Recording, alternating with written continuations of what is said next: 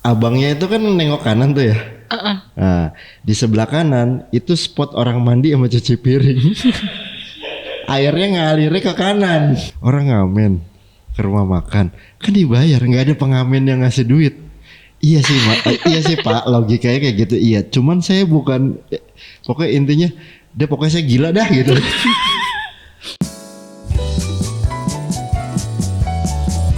Oke, kita lanjut ke part 2, part main-main. Biasanya itu gue menyebutkan nama dan lo menyebutkan opini. Tapi hari ini berbeda. Yeah. Karena lo gambar, gue akan menunjukkan 3 gambar. Dan gue suka setiap lo menceritakan karya lo, karena itu tuh kayak ada hubungan lo dengan ruang, hubungan lo dengan masyarakat di sana gitu. Oke? Siap, Oke. aman. Gambar yang pertama. Oke. Ini di Kalicode Jogja. Ini ngomongin tentang isu tentang air. Isu tentang air. Itu gue lagi lihat ini kan, lagi lihat apa? Tembok. Gue berdiri di situ tuh, yang ada orang jongkok kan. Dia lagi pop nggak sih? Lagi pop itu. Gue berdiri di situ sebelum dia ada. Gue berdiri di situ. Di mana ya enaknya spotnya gitu. Terus gue ke atas lagi. Pas gue ke atas itu ada berderet orang lagi pup. Tapi bukan dia ya. Bukan dia. Itu ada orang lagi pup. Ternyata itu memang spot di mana orang buat pup. Ya kan? Nah, abangnya itu kan nengok kanan tuh ya. Nah, di sebelah kanan itu spot orang mandi sama cuci piring. Airnya ngalirnya ke kanan. Lu bayangin, airnya ngalirnya ke kanan. Nah, gue belum gambar tuh. Pas gue lihat, anjir, ini spot-spot ini mereka perhatiin gak sih? Masa pop dulu baru lu nyuci piring gitu ya. Terus pada akhirnya gue bikin mikir di situ, ngomongin tentang isu air. Jadi ngalir di situ aja tuh. Gue kayak gini, air lebih oke daripada emas gitu. Mungkin emasnya tuh ada 2. Emas beneran, emas murni, atau emas-emas yang lagi pop. Itu ambigunya ada di situ emasnya. Terus gue nulis itu karena kesadaran ya air tuh ternyata ya kalau suatu saat ya mungkin nanti anak cucu kita nanti gitu ketika nikah, mas kawinnya bisa berupa bentuk air. Karena air itu jauh lebih berharga daripada si emasnya itu sendiri. Suatu saat lah, gue sejarah air mineral dalam kemasan aja kan, pertama kali orang yang nawarin dari rumah ke rumah, diketawain kan, iya kan, ngapain lu jual air? Gue jual banyak air pakai dikemas. Ternyata semua orang beli air. Ya maksud gue, ya di situ tuh perihal masalah sanitasi, air mengalir dimanfaatkannya itu kayak sembarangan gitu. Kayak sembarangan yang kayak ya gue cuman di situ kayak karakter si Poponya kan bilang air lebih oke daripada emas yang berak atau emas batangan, ya keduanya lebih baik daripada keduanya gitu. Itu di Jogja di Kalicode. Oke. Tapi yang tadi lo ngomong tuh sebenarnya berhubungan sama nilai gitu. Lu nilai air dan nilai emas gitu. Iya benar. Mungkin pada saat air nggak ada, ya emas udah nggak buat apa. Iya benar. Iya gitu loh kurang lebih. Oke, next. Oke. Ini karya paling terbaru gua. Ada kopinya tuh, orang kaya takut miskin, orang miskin gak takut kaya. Ini salah satu kopinya gua pakai. Gua suka banget. Dia yang mempopulerkan, yang bikin kopi ini, Om Leo. Om Leo. Copywriternya tuh Om Leo. Jadi gue bilang sama Om Leo gue pengen bikin karya tentang orang kaya dan miskin gitu. Gue bikin tentang Raden Saleh tuh. Jadi gue tulis si copywriternya orang kaya takut miskin, orang miskin gak takut kaya gitu. Kenapa ikonnya Raden Saleh? Karena dia orang paling kaya di Indonesia ya. Seniman paling kaya lah dia gitu. Dan diangkat sama masyarakat Eropa juga. Jadi Freemason. Terus nge-labelin gue nggak tahu ya kenapa si kata-kata itu pengen gue bikin di pameran ini gitu. Waktu itu pas mau berangkat ke Jerman lah ini gue bikin. Nah gue tuh ketemu beberapa temen gue yang dia punya brand apa gitu, atau dia punya hasil produksi apa gitu. Saat kita ngumpul, yang dibicarakan itu adalah perihal keduniawian gitu, kayak gue baru aja beli mobil ini kayak gini. Nggak nyambung sih sama gue karena gue nggak punya mobil kan. Jadi ada satu orang gue yang bilang, hah, lu nggak punya mobil gitu? Lu bisa kalau punya mobil, siapa tahu rezeki lu lebih besar karena lu ngeluasin keperluan lu gitu. Cuman dengan rezeki sekarang aja gue susah nampungnya gitu. Maksud gue khawatir ini kan semua titipan ya. Kalau kebanyakan gue nggak bisa megangnya gitu. Jalan kaki aja berat, gimana naik mobil nih? Lu lagi mau nambahin rezeki gitu ya.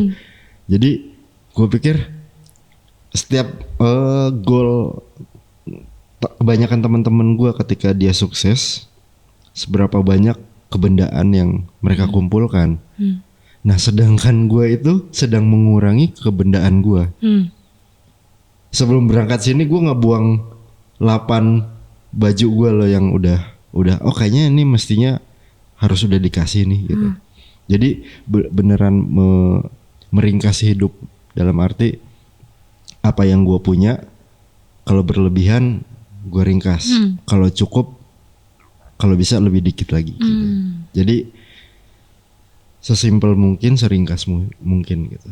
Nah ini gue kayaknya akan menjadi orang yang selalu berani deh, karena posisi gue jadi orang miskin terus. Jadi gue nggak takut kaya gitu. Ketika gue kaya, gue miskinin lagi. Kaya miskinin. Gue jadi selalu menjadi di fase orang yang selalu berani gitu. Kalau gue kaya kan ada rasa takutnya ya, karena apa? Takut miskin gitu. Itu sih itu. Ini pamerannya di Mall Sarinah ya. Om Leo juga pernah, ya karena di tulisan Om Leo juga pernah waktu itu ngobrol soal miskin itu, dan ya kalian 2 orang yang berani. Nah, gue jarang banget ngobrol tentang yang lebih dalam sama Om Leo loh. Gue tuh sama Om Leo selalu bercanda-bercanda aja. Ngomongin tentang ini nggak pernah sama sekali. Tentang kemiskinan, kebendaan tuh gue nggak pernah sama sekali. Lu bayangin nih, konsep miskinnya Om Leo, dia aja punya koleksi Gundam. Banyak, koleksi sepeda, koleksi motor. Itu miskinnya dia loh. Gue jauh lebih miskin daripada Om Leo. Oke, kita lanjut ke gambar ketiga. Ada di sebelah sana. Iya, oke. Oh iya, ini nih. Actingnya bagus. Jadi ini tuh di Jogja juga. Jogja juga, namanya di Sleman. Namanya Desa Teletabis. Di rumah dom anti gempa di Sleman. Waktu itu gue gambar di sana karena suka bentuk rumahnya. Rumah anti gempa itu. Udah lama banget ya itu ya. Kan gue biasanya kalau gambar di tempat lain gini, harus ada permit. Misalnya kalau ada yang izin terus berbayar, ya gue bayar deh gitu. Duit rokok atau apa gitu. Terus gue nanya nih di salah satu warganya, Pak, saya mau gambar ini. Terus bapaknya bilang gini, ada duit rokoknya nggak? Gue bilang ada dong, ada pak gitu. Nah maksudnya kan gue bikin mock up dulu. Mock upnya tuh rumahnya dia. Wah bagus ya, ada duit rokoknya nggak mas? Oh berarti dia minta bayaran. Ada pak gitu. Santai tapi gue bilang. Nah pas gue bikin, dia ngeliatin mock up aja. Ntar sama persis kayak gini nggak? Mudah-mudahan sama lah. Temanya sama gitu. Terus bikin dia keliling. Gue gambar 5 rumah saat itu sama puskesmas 1. 4 rumah 1 puskesmas. Dia keliling. Terus pas gue udah selesai balik, Pak saya pulang dulu ya gitu. Dia minta duit rokok. Oke gue siapin nih 500.000. Tapi kok dia ngasih makan enak banget ya. Banyak gitu ngasih makan. Kok enak-enak ya. Iya mas makan dulu makan. Minta duit rokok tapi ngasih makan. Pas gue pulang, Pak makasih Pak. Ini terus ini duit rokoknya. Hah duit rokok kata dia. Duit rokok apa mas? Lah tadi kata bapaknya minta ada duit rokoknya nggak? Ini duit rokoknya dari saya nggak? Hah dia bingung ya. Kok saya bingung ya? Ini saya juga mau ngasih. Kata mas tadi kan ada saya nanya ada duit rokoknya nggak? Mas kan gambar. Rumah saya jadi bagus. Ya saya masa nggak ngasih duit rokok. Wah ini kita salah nih. Ternyata dia pikir gue bayar nggak, chat kan dari lu nih gitu. Duit rokoknya istilahnya ya kita cuma bisa ngasih duit rokok. Dia keliling-keliling urunan dari rumahnya itu gue dapat 1 juta berapa lah gitu. Loh ini duit banyak recehan ini buat apa? Iya buat dari warga tadi kan ada puskesmas yang digambar. Nah ini anak-anak jadi suka makanya serelanya tadi. Terus gue bilang, loh enggak pak, ini saya diizinin aja udah seneng gitu, nggak mesti bayar. Terus dia bingung, kok dia izin gambar hobi, terus harusnya kan dibayar ya. Kayak mas orang ngamen ke rumah makan kan dibayar, nggak ada pengamen yang ngasih duit. Iya sih pak, logikanya kayak gitu. Iya, cuman saya bukan, pokoknya intinya pokoknya saya gila dah gitu.